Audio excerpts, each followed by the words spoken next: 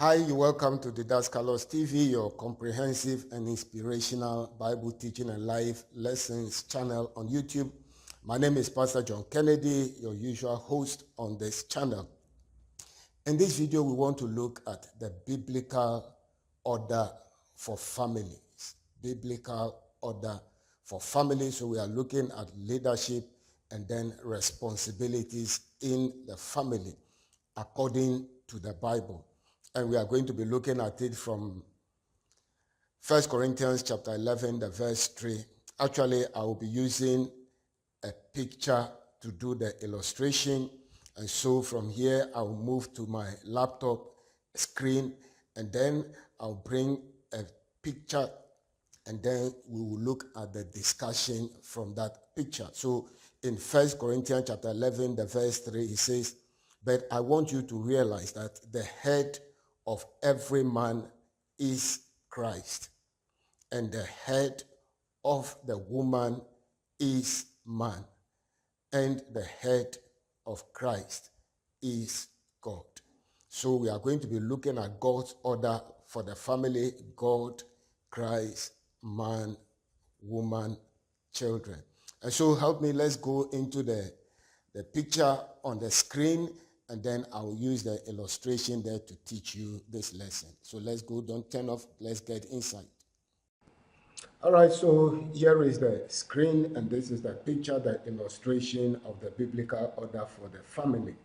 So like I read in 1 Corinthians chapter 11, the verse 3, where he said, Christ is the head of the man, and the man is the head of the woman, and God is the head of Christ. So let's look at the pictorial illustration of the biblical order for leadership, authority, and responsibility in the family. All right, so here you come at the top here, you see Christ seated covering the entire family, and then you see the husband under Christ. Christ is the head of the husband. And then we see wife under husband. Husband is the head of the wife. And then you see the children at the bottom here, covered by both husband and wife. And so here we see the role or the responsibility of the man as the head, the spiritual head, the leader of the family, the priest, the king, and the prophet. So his role, number one, is to protect the family. The husband brings protection to the family. And then number two role is he leads the family spiritually. He leads the family socially. He leads the family in every way. It means he provides leadership, vision, and direction for the family. And then number three, he is the provider for the family. He provides. So economically and financially, he provides for the family. He said, if any man cannot provide for his own household, he is worse than an infidel. So it is the role of the husband to make provision for the family. And then the wife comes under the husband. The husband is the head of the wife. What is the role of the wife? Number one, the wife is to provide comfort for the family, for the husband, and for the children. She is supposed to be the teacher. So the wife teaches the children, teaches the family, and then she is the nurturer of the family. So you realize that in most of our families, the women, sometimes they complain that the men are not teaching the children, they are not talking to the children, they are not advising the children. But biblically, it is the work of the woman to do the teaching and then the nurturing of the children, providing comfort for the children, providing comfort for the husband, providing teachings. Somebody will ask, so does a woman teach the husband? She can teach the husband if only a husband is submissive to learn. But she is supposed to be the teacher. And she provides basically the teaching for the children. Said, train up a child in the way he will go, so that when he grows up, he will not depart. It is the work of the wife to do that, the nurturing, the admonition, the advising of the children, the family, it is the role or responsibility of the wife. And then at the bottom of the umbrella, we have the children, and their role is to love their parents and to obey their parents. So this is God's order for the family.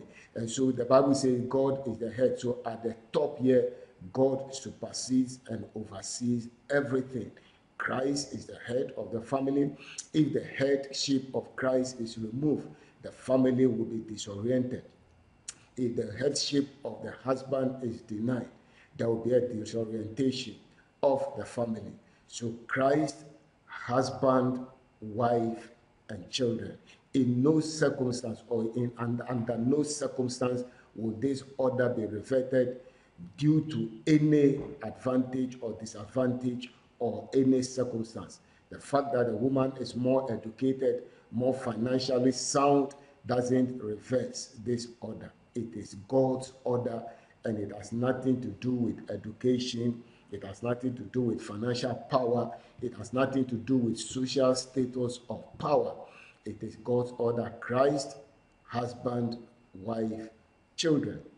And so that is it. Remember to build your family according to this structure. Thanks for watching. Let's end the video and see how it goes. God bless you.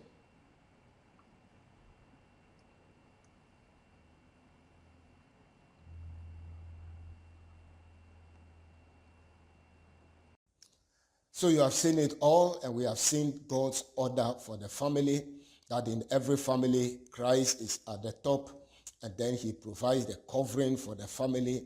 Man answers to Christ as the head of the family. Humanly, he is the priest, the prophet, and the king of the family.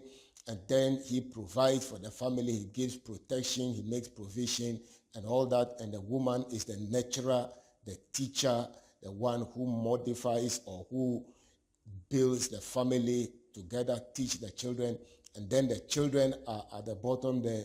They obey and honor their parents. So that is God's order for the family. And I pray that it empowers our families. We are not competing for position. It is a role or responsibility position. So every family line up and know that this is God's order, and that is what brings peaceful families. God bless you as you build your family. I see you on top and your family on top. I remain your friend, Pastor John Kennedy. Remember to subscribe to the channel, like our videos, share our videos, and above all, let us begin the conversation in the comment section. I'll see you in the next video. Stay blessed.